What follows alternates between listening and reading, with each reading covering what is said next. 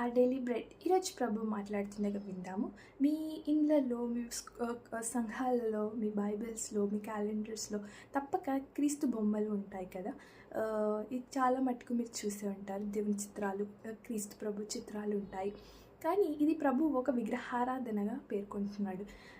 ఎందుకంటే మీరు ఇండియాలో ఉంటే తప్పకుండా మీరు గమనిస్తారు ఏంటంటే మీ చుట్టూ మీ ప్రజలు ఏం చేస్తారంటే వాళ్ళ దేవుళ్ళ ఫోటోలు వాళ్ళ ఇంట్లలో, వాళ్ళ క్యాలెండర్స్లలో, గుళ్ళలో తప్పక ఉంటాయి. సో ఇది వాళ్ళు విగ్రహారాధనగా వాళ్ళు పోలుస్తారు. కాబట్టి మనం కూడా అలానే చేస్తే ఇది ఒక విగ్రహారాధనే. కానీ మీరు అనొచ్చు, మనం యేసు ప్రభు ఫోటోని పెట్టుకుంటున్నాం కదా, వేరే దేవుళ్ళ ఫోటోలు పెట్టుకుంటలేం కదా అని అంటే, దేవుడు ఆ ఫోటో ఏదైతే జీసస్ ఫోటో ఉందో దాని వెనుకన నిజమేందో ప్రభు మీకు తెలియపరచాలని కోరుచున్నాడు. అయితే యేసు ప్రభు పునరుత్థానమైనది అనేక తరాల తర్వాత రోమియోల రాజ్యంలో క్యాథలిజం ఉంటుంది. ఆ క్యాథలిజంలో ఒక సంఘకాపరిని పోప్ అంటారనమాట. ఆ పోప్ ఈ యేసు ప్రభు చిత్రాలను చాలా ప్రసిద్ధి చెంది లోకమంతటా వ్యాప్తించేటట్టు చేశాడనమాట. ఈ విషయాన్ని చాలామంది శాస్త్రవేత్తలు తెలుసుకొని వాళ్ళు చాలా రీసెర్చ్ చేశారనమాట. ఏంటంటే దేవుడు పునరుత్థానమైన అనేక తరాల తర్వాత ఈ ఫోటోలు, జీసస్ ఫొటోస్ చాలా పాపులర్ అయిపోయింది, చాలా వ్యాప్తి ప్రసిద్ధి చెందాయి.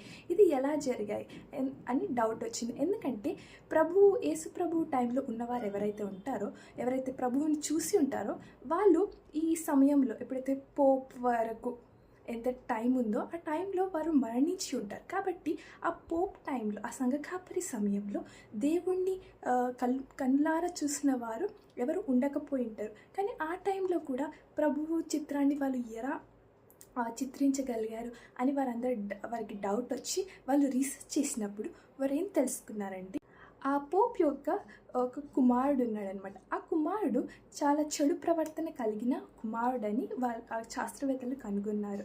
అయితే ఆ పోప్, ఆ సంఘకాపరి ఎవరైతే ఉన్నారో అతని సమయంలో ఉన్న ప్రసిద్ధమైన చిత్రకారులను ఇన్ఫ్లుయెన్స్ చేసి, వాళ్ళని ప్రభావితం చేసి తన కుమారుని రూపంలో యేసు ప్రభువు చిత్రాలను మీరు చిత్రించి లోకమంతటా వ్యాపించేటట్టు మీరు చేయాలని వారిని ప్రభావితం చేశాడంట. డబ్బు ఇచ్చే వాళ్ళని ప్రభావితం చేశారు. ఇదే ఫోటోలు మీరు ఈరోజు మీ బైబిల్స్లో, మీ సంఘాలలో మీరు వాడుకుంటున్నారంట. దీని యొక్క మొత్తం హిస్టరీ. యేసుక్రీస్తు ఒక బొమ్మలు ఏమైతే మీరు ఇప్పుడు చూస్తున్నారో దీని వెనుక హిస్టరీ ఇదనమాట.